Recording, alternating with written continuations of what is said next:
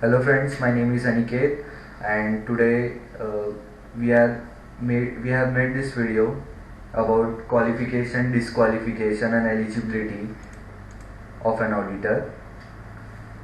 ये companies act का section 141 है। ये आपके एग्जाम पॉइंट ऑफ व्यू से बहुत ही महत्वपूर्ण है। कुछ सेक्शंस इसमें के बहुत हार्ड जाएंगे आपको समझने के लिए, पर हमारे चार्ट्स थ्रू आपको समझने में दिक्कत नहीं होगी, आपको समझने में बहुत आसानी होगी। चलो, then we will start with understanding this section. First, we will learn eligibility. He must be a chartered accountant, and in case of qualification, he must be practicing in India. In case of firm, majority of partners should be chartered accountants, and they must be practicing in India. Now we will learn the disqualifications. In disqualification हम दो चीजें सीखने वाले हैं। The first is body corporate. The body corporate is disqualified. The reason behind that is that it is a separate legal entity. आप 11वीं से सीखते आ रहे हैं कि बॉडी कॉर्पोरेट या कंपनी ये एक सेपरेट लीगल एंटिटी है कि उसका खुद का एक अस्तित्व होता है, तो इसलिए उसको डिस्क्वालिफाइड कर दिया गया है। The logic behind that is if the auditor misbehave or misconduct came in front of that auditor, हम किसे रिस्पॉन्सिबल ठहराएंगे, हम किसे दोष देंगे कि आपने गलती की है। तो कंपनी के केस में सब अपने अपने हाथ ऊपर कर देंगे कि यार हम कंपनी में काम करते हैं, कंपनी पे केस गिरी, हम पे केस गिरी नहीं है। It is a separate legal entity. Hence government ने बोला है कि कंपनीज एक्ट 2013 ने बोला है कि हम बॉडी कॉर्पोरेट को ऑडिट करने नहीं देंगे। आपको लॉजिक समझ में आ गया है। But the exception to that rule is LLP, Limited Liability Partnership. The Limited Liability Partnership can perform the audit. Okay. The next disqualification is that the officer or employee of a company, cannot perform the audit. मतलब आप क्या करोगे कि आपकी company में कोई बंदा है जिसको ऑडिट आता है, जो सीए आपके अंडर काम कर रहा है, आप उसको आपने सीखा होगा सीपीटी में, आप उसको अंडर इन्फ्लुएंस कर देंगे, तो उसको डराएंगे, धमकाएंगे कि जो फेवरेबल रिपोर्ट्स दे दे हमारे कंपनी के बारे में, या हमारे फेवर में रिपोर्ट दे, या हम जो बोल रहे हैं वो लिख दे रिपोर्ट में। तो ऐसा ये प्रैक्टिस होने नहीं चाहिए। इसलिए जो कंपनीज एक्ट 2013 बोल रहे हैं कि ऑफिसर या एम्प्लॉय ऑफ द कंपनी ये ऑडिट नहीं कर सकती, ये डिस्क्वालिफाइड है। जो आप फोटो में देख सकते हैं, जो रेड शर्ट में है वो आप कंपनीज एक्ट समझो, और जो निराश होके जा रहा है बंदा वो है डिस्क्वालिफाइड। अगर आपके अगर आपके एम्प्लॉय का एम्प्लॉय है, वो भी ऑडिट नहीं कर सकता। मीन्स आपके नीचे एक बंदा काम कर रहा है एक्स, और उसकी फर्म चल रही है XYZ, उसके XYZ फर्म में एक बंदा काम कर रहा है ए समझो, तो वो ए बंदा भी आपके फर्म में काम नहीं कर सकता। हम अगला डिस्क्वालिफिकेशन सीखने वाले हैं।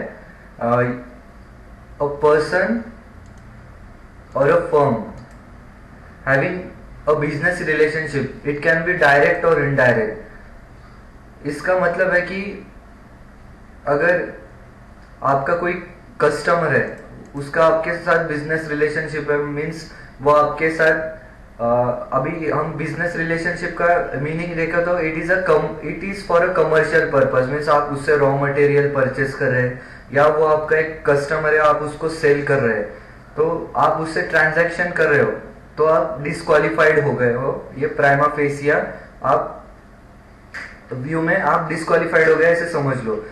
तो फर्स्ट आपका बिजनेस रिलेशनशिप किससे होगा? फर्स्ट आपका बिजनेस रिलेशनशिप वो कंपनी के होल्डिंग से होगा, या वो कंपनी के सब्सिडियरी से होगा, या आपके वो कंपनी के होल्डिंग की सब्सिडियरी, और या वो कंपनी के एसोसिएट की सब्सिडियरी। ये सब कंपनी से आपका बिजनेस रिलेशनशिप होगा, तो भी आप डिस्क्वालिफाइड हो जाओगे। तो I am repeating one more time, the company, its holding और its subsidiary, or the subsidiary of the holding or the associate company. ये डिस्क्वालिफिकेशन को एक एक्सेप्शन है। अगर आपको कोई बंदा प्रोफेशनल सर्विसेज दे रहा है या मतलब आप कोई सीए के पास प्रोफेशनल सर्विसेज ले रहे हो या कोई लॉयर के पास कोई सूट चल रहा है उससे कोई सर्विसेज ले रहे हो, वो कोई फर्म में काम कर रहा है और उससे कोई बिजनेस कमर्शियल पर्पज से आपका ट्रांजैक्शन हो रहा है तो वो डिस्क्वालिफाइड नहीं होगा, वो एक एक्सेप्शन में गवर्नमेंट ने दिया हुआ है।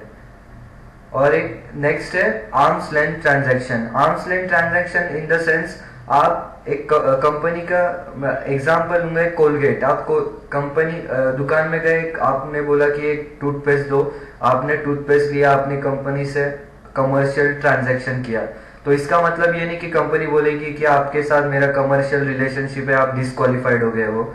ऐसा कुछ नहीं, आपने आर्म्स लेंथ ट्रांजैक्शन किया है कंपनी के साथ, जो सब लोग पैसे दे रहे हैं उतने पैसे आपने भी काउंट किए हैं, तो आप डिस्क्वालिफाइड नहीं होगे, आप एक्सेप्शन में होके आप वो कंपनी का ऑडिट कर सकते हो। हम अभी नेक्स्ट डिस्क्वालिफिकेशन सीखने जा रहे हैं। अभी इफ एनी पर्सन और इज रिलेटिव और अ पार्टनर, इ person is holding any security और interest in a company or its holding or its subsidiary or the subsidiary of its holding or its associate company, then he will be disqualified। पर इसके लिए एक exception है कि अगर आप ₹2 के शेयर्स अगर एक कौन सी कंपनी में ले रहे हो तो आप डिस्क्वालिफाइड नहीं हो जाओगे। आपके लिए एक लिमिट दी हुई है कंपनीज एक्ट 2013 में, वो लिमिट है कि it must not exceed 1 lakh rupees. अभी आप नेक्स्ट डिस्क्वालिफिकेशन देख रहे हो कि it is indebt, it should if the person is indebted in excess of ₹5 lakhs to a company or its holding or its subsidiary or the subsidiary of its holding or its associate, means the auditor ने उधारी ली हुई है company से या उसके subsidiary से और या उसके होल्डिंग से, या सब्सिडियरी होगी उसके होल्डिंग की या एसोसिएट की, तो भी वो डिस्क्वालिफाइड है। तो वो उधारी की अमाउंट कितनी है? 5 लाख रुपीज, उससे ज्यादा वो नहीं ले सकता, या 5 लाख रुपीज ली हुई है तो वो डिस्क्वालिफाइड होगा। नेक्स्ट डिस्क्वालिफिकेशन है कि if a person has given a guarantee और a security of indebtedness of any third person in excess of ₹1 lakh, means कोई बंदा है, उसने कंपनी से या उसके सब्सिडियरी से या उसके होल्डिंग से या सब्सिडियरी उसके होल्डिंग या एसोसिएट कंपनी की, उनसे कोई बंदे ने 1 लाख रुपए से ज्यादा उधारी ली हुई है और आपने उसकी गारंटी दे दी कंपनी को कि यार इसने पैसे नहीं भरे तो मैं भर दूंगा, तो भी आप डिस्क्वालिफाइड हो जाओगे। तो सोच समझ के किसी की गारंटी देना। तो बहुत आसान था ये सेशन। कोई आपको डाउट हो गए तो please comment down below and don't forget to subscribe the channel. Thank you.